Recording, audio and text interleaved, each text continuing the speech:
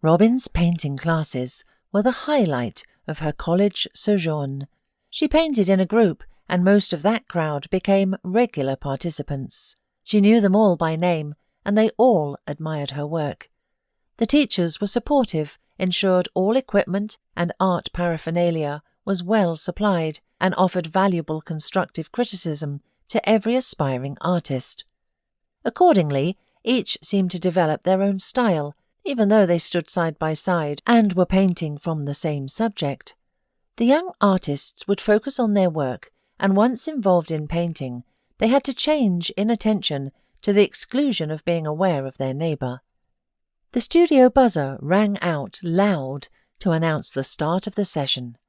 Cecily walked into the class and announced, "This is Pamela Saul. She will be our model today." Pamela was beautiful, tall and well-proportioned blonde. With dark brown hair and green eyes, wrapped in a dark navy blue velvet gown, she looked stunning as she walked gracefully to the central podium. There was an upholstered rococo chair with white gilt wooden supports with deep green armrests, a back support and cushioned seat. Pamela stepped up onto the podium, looked around at all the artists, then removed her gown. She placed it over the seat of the chair, hung it over one armrest, stood there for a moment in all her nude glory, and was a delight for all the watching eyes.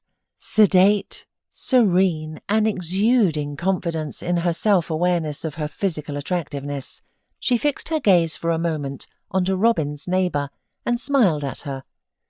Pamela had sprayed herself with a fragrance, and the perfume was easily detected by her admiring audience. Her presence was established.